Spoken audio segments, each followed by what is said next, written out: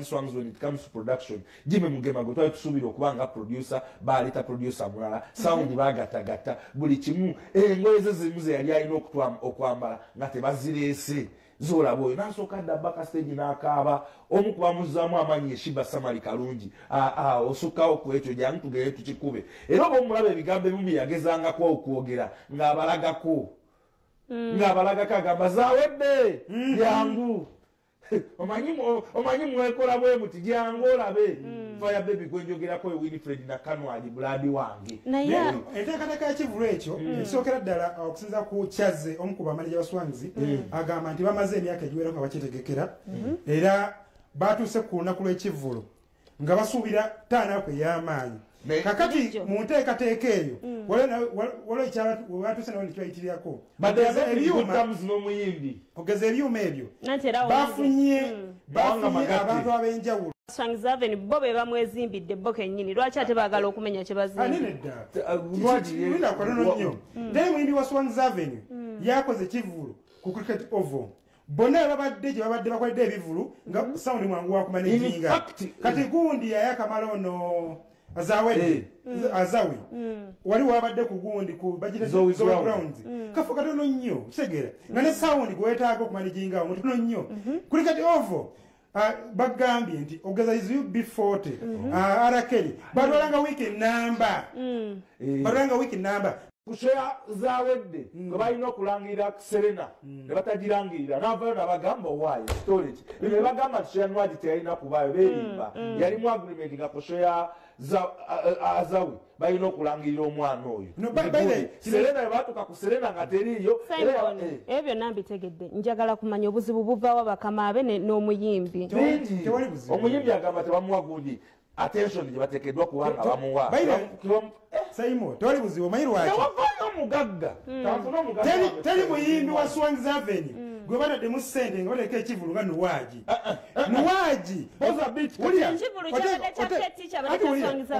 Sponsor mu ggwanga lino Vision Group twakibaddemu. Simon twakibaddemu mukusooka wonna nga tebaagala Keti yamala kujja kuoni bodi ate okimanyi nti Keti alina gundi. Ekivvulu kyabadde kya Keti kyabadde kya Swangaz. Keti bonna kale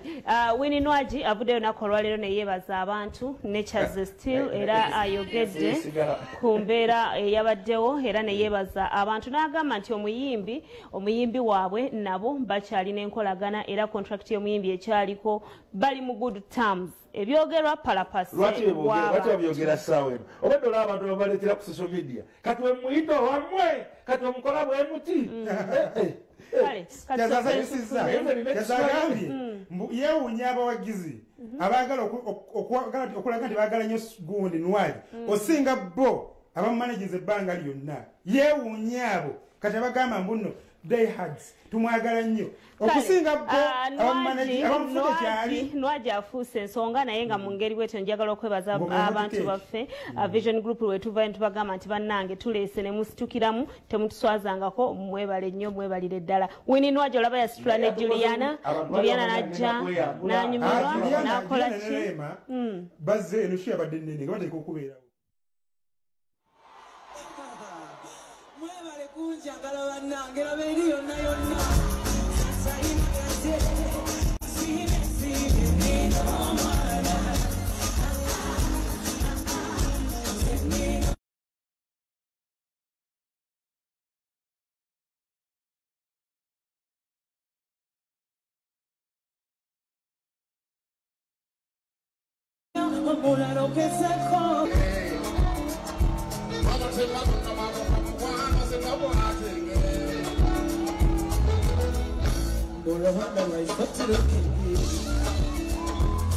for loving me. I want to thank my friends, my OBs, my OGs. I want to thank my family, my dad, Mr. Marito. Thank you, my daughter.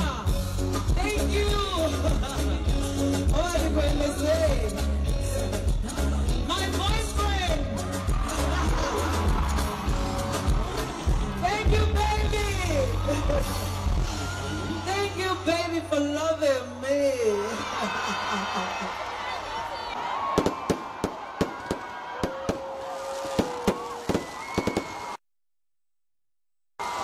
ekivvulu kya Nwagi kya fire concert kyatambudde bulungi era nga bwe twasuubira kuba twakyetegekera ebbanga ddene naye kyeno twagipulaninga nze emyaka ng'etaano emabega before covid enakolebwa 2020 ne venue twali twagibuukinga dda era ffe twamanya nti Winnie n'emyaka gyayimbye n'ennyimba z'alina titujja kwetaaga venue ennene nga bw'olaba cricket oval era venue fire concert twabuukinga cricket oval mu January ndoza Feb olwagulawo ebivvulu ne tugibuukinga lwakuba nti engeri gye tukolamu ebintu byaffe nga Swangaz tetubeera mu mawulire kunnyonnyola abantu buli kye tukola ki buli kye tulowooza naye nga yavuddeyo bulungi nga bwe twali tusuubira era ekyo tukyebaliza Katonda n'abawagizi ba Winnie n'okulaga omukwano ne bannayuganda okulaga nti Uganda music bamwagala ate bamuwagira naye kati ffe nga Swangaz Avenue nga tumanyi ebyekampala tubimanyi mu kutegeka cricket oval tugikoleddemu ebivvulu bingi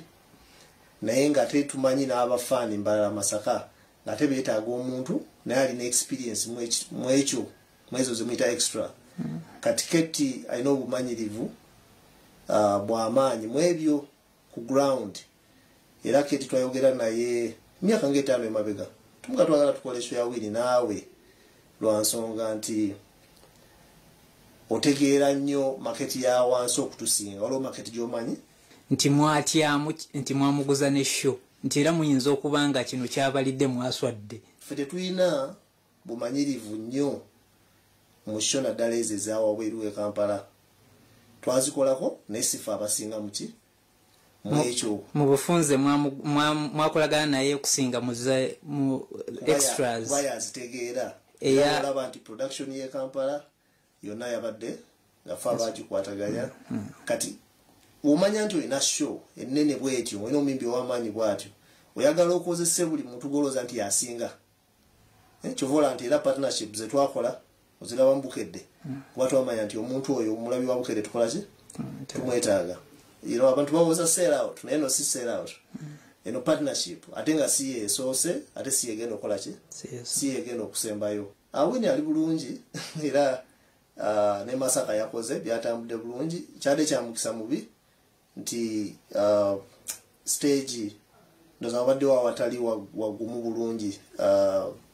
nefunamu kadde nefunamu kahiru ne kayingira mu board ya stage naye nga teyabadde hat ali bulungi Winnie n'ekyo Masaka yagikoze bulungi era n'abemukono agenda kujja akole bulungi n'abanikanu resort agenda kujja akole bulungi ku kyeyalaze tusuubire nti muyinza okumuwamu an improved contract Winnie akasayininga contract ye ndowooza omwaka nga gwe mabega empya ate nga mpanvu so tewaliwo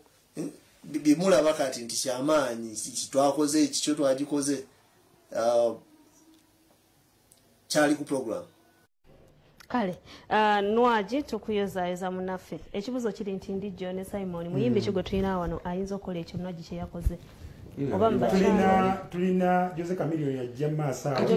leka nkubulire John ne waba Juliana omulaba engeri gye yava just eri from nowhere n'atimba bw'ofuna amawulire agakwetooloddeko n'ofuna promoto omulungi ne bakulanga bulungi nojja ku New Vision wano Bukedde ne kukwatamu abeerutalu naye Camillion engeri amaze emyaka ndowooza 3 inajja covid ntayimba ajja kuba mulanga Camillion muganda kuba ne masifu turn up naye ngaye balanze oyo olabe Winnie Nwagi fenna abantu abali eyo twagala okukola Winnie Nwagi byakola oba abitukolera atukubira bayaaya atuvumira abatumanyiira naye kati olwokuba ffe tulina abatuswalira kati ffe twagenzeyo nga twagala kukola ki bana Uganda tuli baswegu fenna twagenze tusuubira Uganda omwana agenda kutukola ki naye abikoze oleko spare ku stage nga byebyo byetwagala ate n'ekirala Nwagi yatugambye boyfriend yabaddewo nsubira oli rasta boyfriend yabaddewo ate ali ku testing 1-2 boyfriend oyo agenda kulira mu gundi agenda kufuna kiwedde Nwagi bangambye ayagala kuzaala nga tannaweza myaka 39 in fact show olugwa Nwagi agenda kutekingamu break cowboy afunirawo mukanange netandowooza tatayinza okubaddeyo naku lwanki okukola abadde naye ali mu break lwasayo lya mukanda Muzei Kabito Muzei Kabito yongedde amaanyi mu paaka wali olaba abadde abajojo bya lulida yate kati omwana we yali akoze ekivvulu ani amumanyi mbate wabalangira nti era nga bagambye Muzei Kabito bambi yakoze kinene nnyo okutunda tiketi za muwala we abadde azitambuza akedi kwa akedi mujje muyingire mu kivvulu ky'omwana wange mujje gwomukwano gw'omwana enewe tubeebaza naye nga Nwagi wamenye rekodi abantu ne batandika okuyingira ku ssaawa 9 paka ssaawa 5 ogw'ekiro UB40 na Rakeri kuba Rakeri bo yava ku stage nga bakyayingira ate ebiseera ebyo abantu bajje bane abantu bakiranga UB40 ssaawa 7 nga wajjudde dde ndowooza amaanyi ga Bukedde mugalaba ekyokukola kiri kimu kyokka promota yenayina addamu okutegeka ekivvulu security ekyalimbi kankuliseeyo gundi yogedde ku bintu ebyo katukuliseeyo mukwano gwaffe Peter Sereb yanyuse n'essimu z'aba bagundi bano 25 era wadde buli emu agiwandiikako Nwagi 1 Nwagi tupaka Nwagi 25 kuba Nwagi yaleese okuva ku birangambye Nwagi akiyikoledde abaana babadde muli eri nga amasimba agafuna abaana baliwedde biyo ebicupa ebizeno tukwagala gye Peter yabadde awo naye nga tewali muntu mulala atuteekamu ensimbi mikwano gyaffe Senga Mirembe akugamba oyagala okuba n'omukisa bwe gutyo okuŋŋaanya ensi n'ensi ate naddala mu abayimbi mumwetaaga yitayoko oba olumu Senga Mirembe owa Natural Herbal Products nammwe omukyala ng'onoonya omwana akukolako bulungi nnyo simanyi gano amaka gaganye emirimu gibuze genda bugenzi ennamba gy'olaba mukwano gwange ku screen awo gy'oba okubirako ddala Senga Mirembe Natural Herbal Products lwaki nedda kakati ebya Sipapa byongedde okulanda poliisi emuguddeko emisango emirala byatandikanga ebyokusaaga afande na Reis abiyingiddemu n'agamba buli gyamunoonya n'alabula afande alina n'abalala be yalabudde abavuga emmotoka eriko ka area kawanvu n'ekifaananyi kya pulezidenti emabega munaife twawandika wamanyino zikuuta ne tutunula ezo zimpenkoni munaye afande ffe twabaleka natukako ekiseera nebuuza nti baliwo namba politi gye bakkiriza nga yo oli ateekako kifaananyi kya pulezidenti n'avuga kati ekya pulezidenti batikisiza bateekako tyagenda omuwozi kyebateekako ne bakola effujjo nga bavuga bubi nnyo wanuwe bagiyitamu bavuga omuntu ne bamukyayisa abantu olejja nateeka ekifaananyi ky'omukulu nalyoka ajja n'akunyigiriza ayagala kubatomera n'ogamba nti naye ekintu Sipapa amaanyi gasusse wanange nagenza okulaba nga ebintu biwanvuye nengamba ku luno kirabika omanyi afande namugamba kuli afande onyango amini gundi enanga nti afande abantu bakoye embeera eno tumunoonya ale nemukoma tumunoonya tumunoonya nafuuka tumunoonya n'amala ne yeetwalayo nga toyinza yeetwalayo baga tumunoonya ku musango guno newaita emyezi nga 6 naye nga tumunoonya tekumulala ate ogenda okuba wakati watumunoonyaawo ng'abaddeko nabo n'ogamba nti ate gwe baanoonyali ku wizo luli yatomere wa booda naye ng'abadde bamunoonya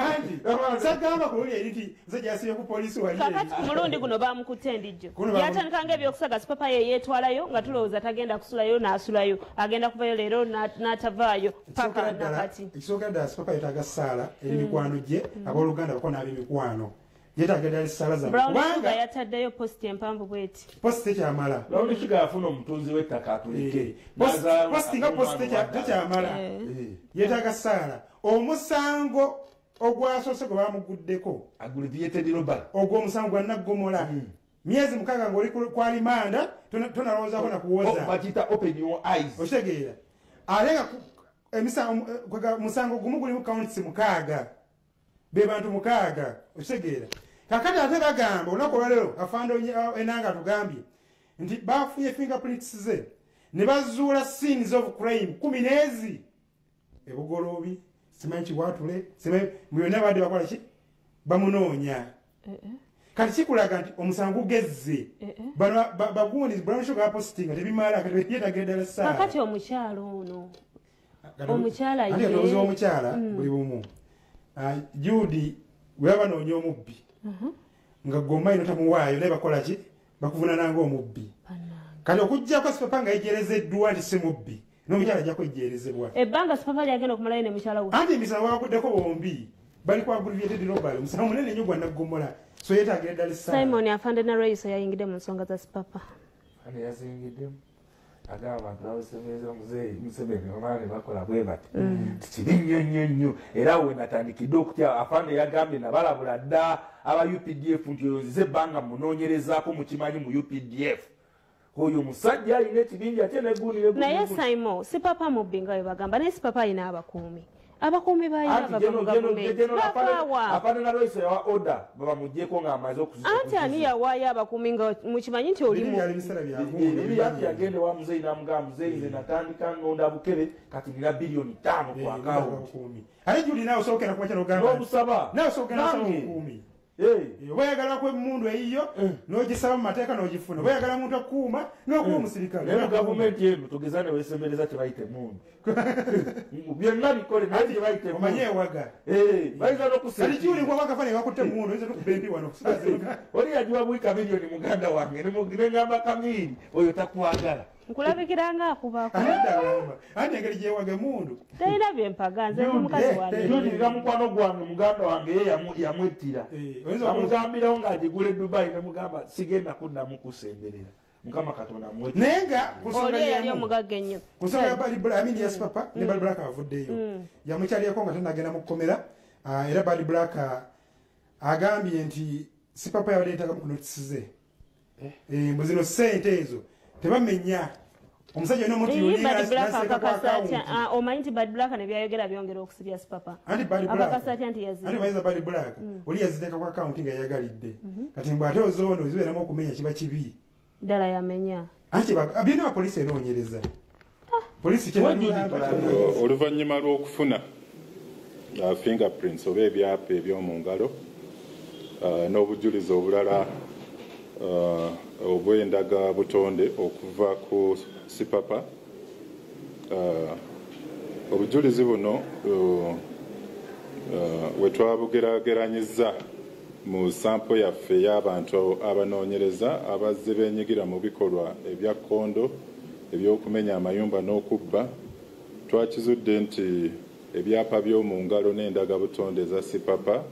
zazuuliddwa mu nfoofofo endala 12 mwe baamenya ne balyoka banyaga eby'omunju. Kino kiba kitegeeza nti Sipapa y'omu ku abo ababadde mu bifo bino 12 mu bitundu ebya Bugoloobi, Kabalagala, Kira Road, Jinja Road, Kiwatule, Ntinda, Kyanjajjomayi. Emisango gino egimu gisibukira ddala mu 2014 okutuusa omwaka guno 2022. So n'olw'ensonga eyo tugenda kuddamu tumubuuza akana n'akataano ku bifo bino 12. Wabeerayo abalala abali eyo abalina okwemulugunya kwonna ku Sipapa ne mikwano gye basobole okuvaayo nabo batutegeeze. Ne ku poliisi mbaddeyo kubanga nze omugaso gwange kyenali njagala okumanya ssente azirina era nga nyongera omukubiriza ssente wabanga kituufu yazibba azitereke etazizaayo atazaayo zakyo olwedde kati bagenda musiba. That is a capital offense yayiro bale. By the way, ku bya Sipapa nange ensonga ezo ngenda zeetegereza because mulimu abantu abamu abatega abakola obukolomooni because ffe tubeera mu kibuga muno ngaze president abamu batega obukolomooni nga oli akuba muntu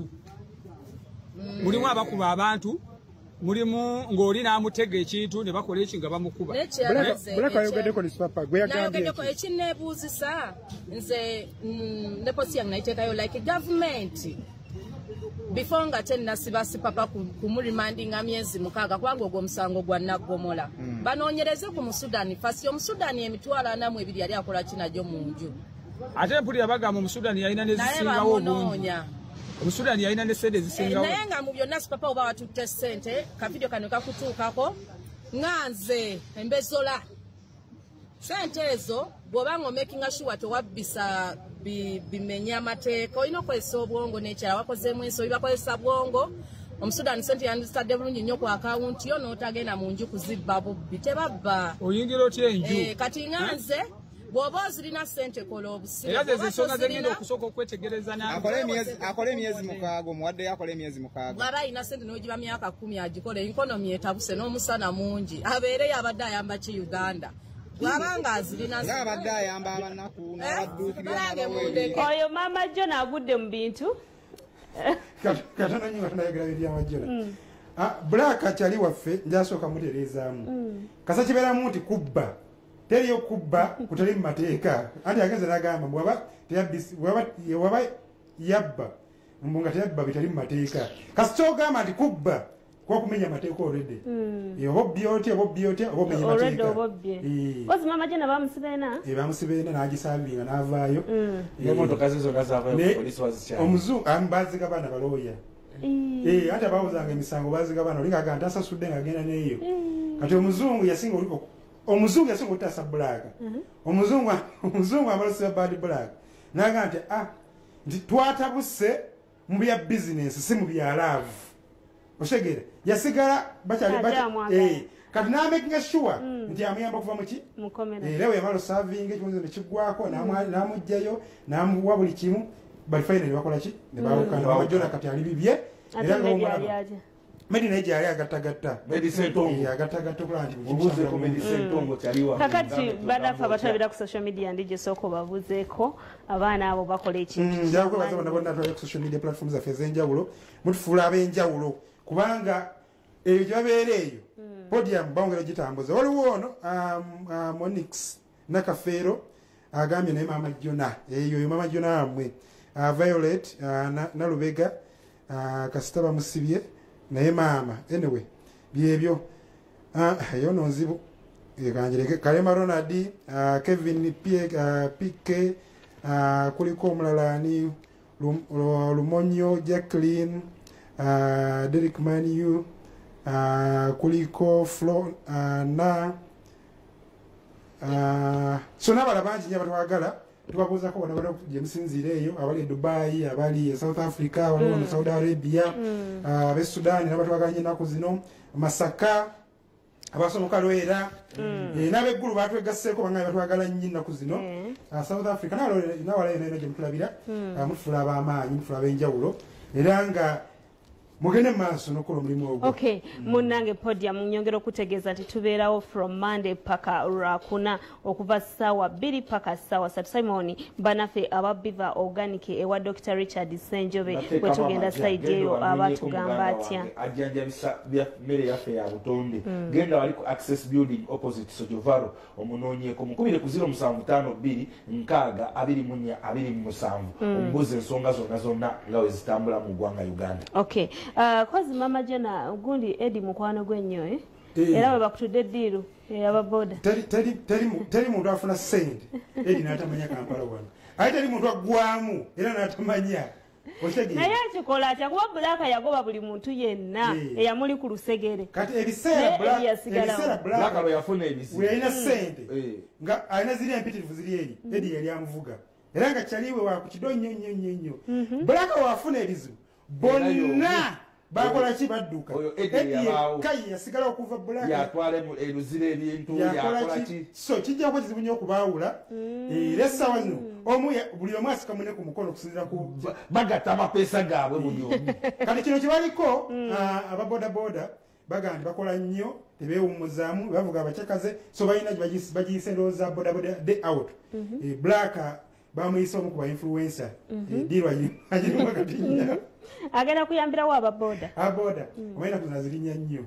embeera ekonomi omundi agamba ekonomi ezibu nnyo naye naye abeeko okukola agandi akoya abatanaaba ababoda amuvuga ku boda ntibanaaba eri Amajona mutuwe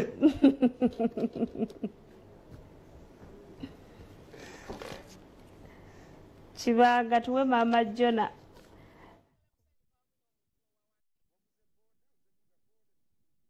Era boda ya bei kubanga economy wetuuse nsobola okugula boda n'envuga eyo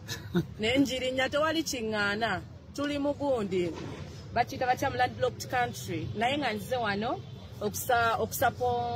to support aba boda for the first time eyakirowoozezzaako yazzeemwako obuntu n'afuna amagezi n'alowooza ku baboda kubanga ababoda bakola ebintu bingi mu ggwanga ate nga nze Badblack mpagira nnyo omuntu wa wansi ezo zembeera zankuwagira nnyo omuntu wa wansi so nti ekivvulu kye balina ekya boda wano ekigenda okubeera no ku cricket oval twagala tujjuze nga Nwagi we yajjuza nja kuyimba Mandigadi ngenda kuba ndi musician byonna mbikoze I'm going to influence them, I'm going to sing for them. Njagala kusanyuka wamu n'omuntu owa wansi because me I grown up from slums so many borders ezitukuzizza tetwakulira mu bino bintu by'amasappe so I'm happy that omuntu wa wansi ng'owa boda kati afuna eddoboozi aye n'ekyala lwaki ndi wano nze njagala nnyo ebintu by'obufuzi lwakuba saasoma njagala okuyamba owa boda okutuukiriza eddoboozi lye ng'owa boda bino babakwata ne bavayo ne babakwata ababoda bakoze kino nze ngenda kubeera looya waabwe nga mbafunira bondi ku bwereere police bond n'abodaboda abali eyo mbakubiriza baddadi ayigini obuyonjo ababoda munange tunaabe baddadi akaviiri kasanirire yambala bulungi so tuleke bupafyumu busipule bwa 13 ngaye mukwana bawusigaalo n'obuyonjo tubukole ki ababoda bimbagala nnyo baddadi naye tunaabe boda so tuleke bupafyumu busipule bwa 13 ngaye mukwana bawusigaalo n'obuyonjo tubukole ki ababoda bimbagala nnyo baddadi naye tunaabe boda njirinnyawo enjagalira ate ndaba manja ne sidduka era wamanjiza nongoba nninnyirawo boda gwe mugaso lwaki mpagira boda simanya poliisi ekunoonya bikiwe nakuba wano baati nalinnya boda wali ku gavana boda njirinnyawo enjagalidde kasita sozijja boda enyambako okuntuusa amangu n'okunzirusa naye nga netuli kusonyiwa yoyo Mama Jona abagambye nti kapafyumu mukagule kavesti mukeyiweemu ababodaboda naye nga ku nsonga eyo alina point kakati Segirinya agiddwakoko emisango egimu naye oli gundi munne sikyamuwulira ogw'emasaka gukyali ogwo munene guno gwali gwano juzi naye mwebanamu ebintu biyinza okujja ng'ebyokusaaga naye omuntu sebo n'asigaanira ddala obulambo ne bugendera ddala mulamba bagumazeeko nga gye bali saidize ekiggo guno gumukiddwako nako olwaleero akalwe kaggwa yayingira mu kibuga kati awo wansi ng'agamba nti ye amanyi obuwanguzi bwa principal so naye gakuteekawo ku mbeera so bamukwata ne bamugulako emisango egya inciting violence n'endowooza obujulizi okusinza ku mulamuzi agambye nti obujulizi bwakoze eki bwabuze ndowooza balina omulumiriza alina okuba obujulizi tebalabiseeko so ogwo ne bagugoba naye sooka weebaze bawashami malende webala omulimu onarebo kyewakoze katoddamu mutambulirako mulabye ku gundi ku kooti neŋamba neŋamba kyekyo gobeera gwe nga gwe oluganda otufu bagamba ataddeko akanyirira k'enjawulo amutadde mu parking era kyalina kati kumubeera ku tight marking ayo yabuyembe gwe bwobeera gwe olaba wano nemutuufu kubanga ebiruga ebyo byangulira ebintu ebyo oyinza osomagirawo wali ogenda okulaba nga bakambye nolabo we Kampala akuyiseemugye bali naye webala omulimu and of course the deputy speaker wa parliament nkubuuzaako mama Evelyn Alite Amongo gyali abantu bamutiisatiisa abaana bamuvuma ku social media naye nga lwaki bamuvuma ku social media naye nga lwaki enanga avudde nokwayo n'agamba nti omukumi we yadduse batandise banoonyereza kuba speaker yategeeza poliisi mu butongole so balandise okunoonyereza ku nsonga z'okutiisibwatiisibwa okwo chief bodyguard we yadduse yageze mu America detail gundi eyo abamukuuma abo bagenza bakyusakyusa ne bagamba balo bongeremu okulaba nti bali vigilant nnyo nsonga si nnyangu ezo si nnyangu kibanga tuuka Segirinya gyali oba tugende kuzaako baku lutalo Sobono gye bali. Kale katusalire ddala lusooke zaake kubanga honorable ani yawaayo sente naye bagamba zaake n'azikasuka miliyoni 10 taata n'azironda bannange ekiboozi kitambudde ku social media era sente zidda mu famire era batuzanyira ku mitwe ebyaddala ddala we muba mulowooza nti seeguya yatamanyi kuzina honorable zaake tamanyi dansi yakoze oluyimba kibanga olina kagundi kazaake honorable ng'ayingira wazina amazina ge yazinyagage tolaba nti gundi oluyimba lweyingiriddeko sebuyefunya abakukiikirirako omanyi n'amazina g'oluyimba mazibu nnyo gwenimiroze faama nga luzibu nnyo lwakuzinirako oba okitegeera naye nga sente honorable zaake olwazikasuseza sipiika zagudde wali wansi taata webadde atudde zagudde wali mu maaso wabaddewo honorable Sebamala n'abalala enkundi ani honorable Sajja Lyabeeni tabadde manyi Sajja Lyabeeni yagenda ozirwa taata yagambye ekisookera ddala muzadde si munabyabufuzi kati yeewuunya bano bannabyabufuzi ate ekyokusatu musuubuzi amanyi valu ya ssente taata so nagandi kati bano abaana bakyazanya ebyobufuzi byabwe lwaki mbuya kasuse ssente anti zaake munabyabufuzi ezo ssente ezavuddewo okumutuukako sipiika nga sipiika nga mukama we bwe yafuna kaadi zaake gye yagambye teyagimuwa n'asindika omuntu omukiise n'agamba munaye gundi zaake nkwagaliza obufumbo obutukuvu we balina okwebayo tineboti sisobodde kujja ku mikolo nenkwerezayo akalabo kati obukadde 10 kayisaka bazimpadde maama ayina yayongerwako ne taata yagambye nti mugenda kakasa nti ne 10 ezo zivaamu akawumbi tuboozaayoza bannaffe naye nga malende we bali kunyirira ng'omulemeddeko n'ebikombe byabaddeyo bona abantu bazze babaddeyo bonabona balodi soka embaga yabadde ekya teyakuswaziza embaga ano yabaddeyazakisobola okuswaza sobola kuswaga naye wano waliwo gwe twasondera sente zaffe empitirivu ne bakola akakolo anti wulira kakati taata twalina omukolo gwe twaliko bifo guno twalina omukolo gwe twaliko ne taata zaake n'agamba nti yagenda okutuuka ngaebyokunywa tebanasaavinga naga nti ebintu byakyukamu abantu bawe ebyokunywa okuva ebitandika omutandika paka walaki oguggwera kakati bwamku bageze ku mukolo ogwo kwaddeko kasuku n'apostinga n'agamba ekiri eno tulinga bali kukiira nti ebyokunywa bitudde okufaako kasuku we tukiikirira yakozesewo ne takeaway ayina muzirebo mu mbundi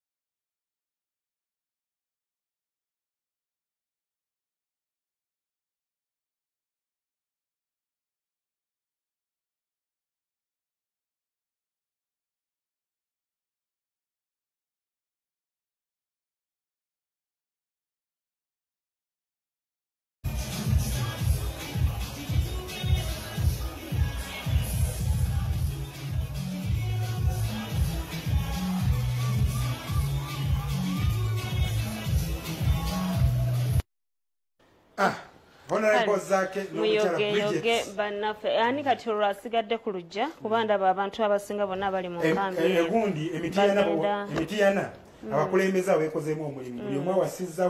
banjudde ab'emityana beekozeemu omulimu naye abantu banoonyeza principal badde bamusuubira okuba nga obumenyi obukulu ku mbadde lwaki teyabadde honorable omukyala w'emityana yamala baagala yamala tujja kuweza kulozi kigonga tubuulira tujja kuweza kulozi kigonga kale naye nga abagole banyumye ensonga ya principal principal yagenda balina gundi yabaddeko film festival gye babayitako olwavuddeeyo ne beeyongerayo n'omukyala yabadde ne convention canada ate nalabye principal wanisi ng'agamba nti ayinza okulwawo okudda kubanga yalaze tulina okugenda e Dubai atebe naye ekivvulu ky'okusondera abaana basiranidde agendekera ne Durban South Africa mu bikonde. Kale tubagaliza birungi byerere bannaffe kakati senga Marus Kawomera ayina ensonga akugamba yakuleetedde akatigusa nsoli. Senga Marus Kawomera akayina ke bayita akatigusa nsolima genda omwekwate muganda wange ku Anet Plaza ayina ke yaleetedde abakyala ke bayita ladies syrup byonna genda omwekwate yangambye nti ku 0782-685-05 abantu bagambe bankubire. Anet Plaza esangibwa ku paaka opposite paaka enkadde ekizimbe ekyo level ey'okubiri. Senga Marus Kawomera wasangibwa emikisa ebyogo byonna senga abiyina. Okay, bwe twavayo ne tuyogera ku kya Nwagi mwasitukiramu kakati amaanyi twagaziza ku David Lutalo kabisi kandagala semera waki yazzeeyo awo awo watono nnyo kuyiga naye gundi badde overbooked nnyo cricket ovo. Dawudi yandigenze abadde esanga cricket ovo oyemini w'amaanyi ate munene. Dawudi Lutalo agenda wakati w'Abafrika neeyo bagenda kwejjusa bamulanze ng'abalanga gundi alinga alanga Namboole akasajja kagenda kuyuzayuza Muganda Yasini agenda kwejjusa lwaki yamutadde ku Afrikana bagenda kujjuza bagube n'abantu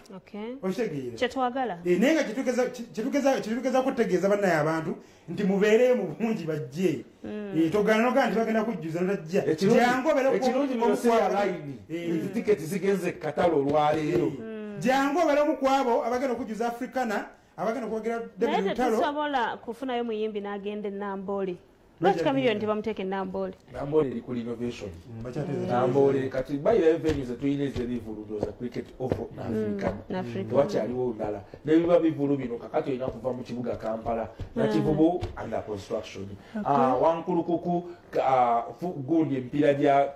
ligi ya Uganda mwe gigenda mwe gizanyibwa onoogenda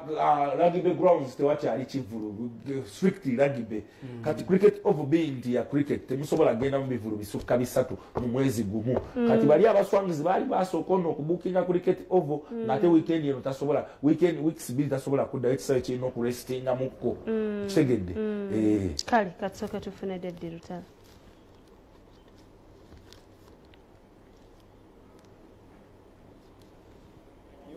mujje mu bungi tiketi yo gifune nga bukyali genda ngenda gibasuna mulo kubanga ennyimba zo nzirina empya n'enkadde kati kagenda kuba kasavu kanyama kuwuliriza kudigida kuyiga totya kujja na mwanawo kubanga eno family show osobola okujja n'omwana show yokunama ennyo tugenda gikola lulala eno tegenda kubeera mu kyesitaza kyonna we banagisaba esitaza tujja kufuna era abayimbi abatuufu mu ekyo tubabawe kakati tickets bannange zigenda kuba nga zitundibwa wano wenyini ku Hotel Africana Papa's Sport wa mukulu wange Misa Semakula Park Last Machindye Hardware World Ntinda wefunire tiketi yo so bw'olyanga akuwadde erika akafaananyi just kano nga si ntuufu ejja kubeera teggulawo ate at the end of the day tukulumye nnyo kuba gw'ojja kulowooza ffe tukulumiza ate naffe tetujja kwegaana nnyo naye tujja kwegaana luvannyuma nga tukujjukiza nti twakulabula nti tiketi eno egulibwe mu bifo bino byokka. Abannayuganda kyembasaba muwagidde bulungi ebivulu by'abannayuganda ffe tuwulira bulungi nnyo ng'omunnayuganda afunye abantu bangi tuwulira bulungi nnyo byansuso era tukakasa nti tugenda kujja ne vibe eyo ate Afrika nayo ndowooza oba munaagikola mutya ne tubakunga yonna gye muli mu bungi. Lutalo ye namba emu yasindika events Mbategesi ye namba emu oluyimba lwa lonkinga ye namba emu kakati empisa ye namba emu kakati omuyimbi ateesitaza naffe tukisanga nga ye mutuufu. Okwongerezako katono omwaka guno tubadde tetunabeera na kivu tubadde tunabeera na show kyegenda okusooka kunabeera David Lutalo nga 23 ng'omutegesi ye namba emu omuyimbi tudde ye namba emu so expect class kurimu ye namuwerekeddeko shege nabeera mpitirivu omuntu atandalaba ku show mwaka guno tosigalayo tulina omukulu David Lutalo Stuart and Bruno mugenda tuwamu kuolo nammwe omugaga yakkiriza temuwe mule anoonyereza ku waka waffe wakkiriza notangana omutima nkuwadde notwala katatonda kino nakola makeup cricket over Farida nakazi babayita Haji Kamoga tukukowa mkono gwange gamba kya beautiful soko mumbulizeko bulungi kale musoke linda nenda kubuza okay omanyi aine enjogera jaje yanjigiriza tubabuzaako mugamba mutemwe bale kwagala Zanei muchala Haji Kamoga naye nga abagala nnyo Haji akutumiddeko mu ngeri ey'enjawulo nze omwagalwawo Zanei Michael doti Simon ekitegedde webale kubanga muganda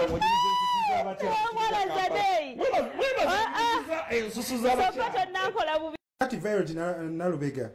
agambye nti muntumireko ye Kadama anyirira asinga okunyirira Kadama asinga okunyirira tumutumiddeko nnyo kuliko abala bangi nnyo wano ndabyeko Prince Juko no Princess Juko ndabyeko wano Kevin PK so bangi nnyo tuwongera okubebaza batwaye ku social media platform za ez'enjawulo gobola benti no abana bakusoma ku TV wali eri mu ddiiro lyo kyokola kwata simu yo agenda ku page za ez'enjawulo ogenda kutufuna live nga naffe tukuweza live wano kale olunaku olw'ekyamu tulinde baganda baffe tetugenda kuba nga tusukkako wano naye nga tubebaza webaza olina birthday olina gweyagala okutumira jangu bugenzi mu comments zaffe oteekawo nti Judy ekyamu njanjawazeeko olw'enazaalibwa ffe nga tukikola lwakireda podium yammwe tufe tuliwo okubaweereza bere bulungi mwelaba Kasalabe kya mu kiduula awagiddwa Bannayuganda ono Nsenga Malusi Kawomera asangibwa mu maaso ga paaka enkadde ku Anet Plaza